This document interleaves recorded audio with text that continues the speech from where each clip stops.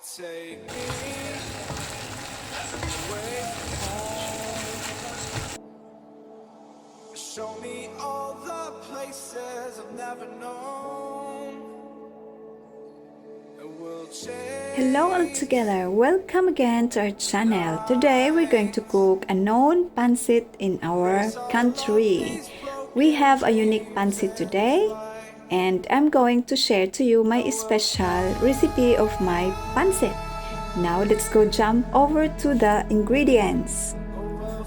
Here are our ingredients: green shells, shrimps, paprika, carrots, beans, onions, noodles, pakchoy, soy sauce, salt and pepper, and a oil.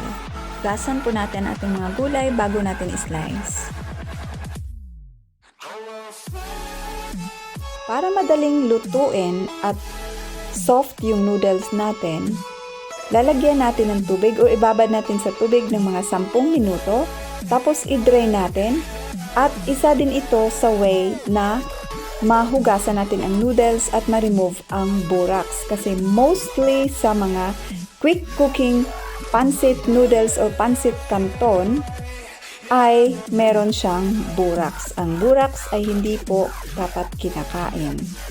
Okay, after 10 minutes, we will remove our noodles from the warm water. Yung mga gulay natin ay naka-ready na po, so pwede na tayong mag-start ng ating pancit cooking. Ganito po ako magluto ng pancit para super crunchy pa rin yung vegetables natin at makikintab pa rin yung kulay nila. Uunahin nating lutuin ang ating vegetables. First, we saute the onions. I'm not using here a garlic. I only use onions. Yan. We will stir fry our vegetables almost 2 minutes.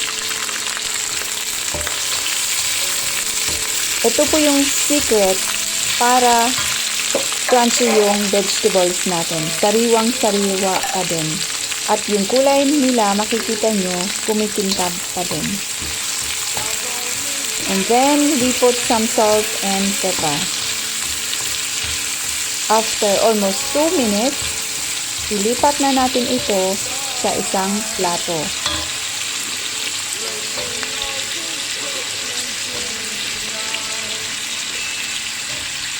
Haluin ang ating gulay. Ganyan po para magkaroon tayo ng super crunchy vegetables. Tapos yung dahon ng pechay or pakchoy, hindi po natin isama kasi madali lang po yung lutuin. This is the way or technique para ma-remain yung kulay at yung crunchiness ng ating vegetables. Nailipat na po natin yung ating vegetables. Ngayon, we have here our remaining oil from our stir-fried vegetables. Gagamitin natin ito sa paggisa ng ating shrimps, green shells, and the noodles. And now, first I saute the onions. At nakikita natin na nagtimpla ako ng asin at saka pepper para magkaroon ng sariling strong na flavor ang ating sibuyas. And we stir fry also our tahong or the meat of the green shells and also the shrimps. We'll put the lid within 5 minutes. And after 5 minutes, ito na po yung mga lamang dagat natin na ginigisa natin ng sibuyas.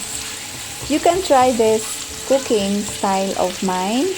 Kakaiba po ang lasa ng pancit kapag ang nakahalong karne ay mga lamang dagat po. And now we add some soy sauce.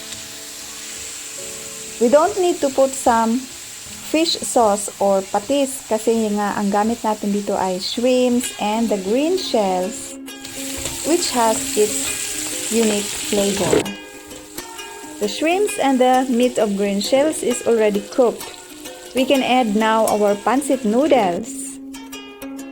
At haluin natin ng haluin. We have to mix it. Mix and mix. And then we will add again some soy sauce to taste. We will not add some patis or fish sauce kasi meron tayong shrimps at green shells. May lasa na po siya. And now we can mix our crunchy vegetables. At ngayon, kumpleto na po ang ating pancit. In a few minutes, I can serve you my own way of cooking pancit. And now, here is the pakchoy leaves. We add also the pechay or the pakchoy leaves bago natin ilipat ang ating pancit sa plato kung saan natin i-serve. Dapat ang mga gulay na madaling maluto ay pinakahuli po. And here is our pancit with shrimps and green shells meat. Guten appetit! Salamat po sa pagbisita ng aking kusina ngayon. At sana may natutunan kayo sa kung paano ko niluluto ang aking pancit. See you next time. Until then, ciao ciao! Tschüss!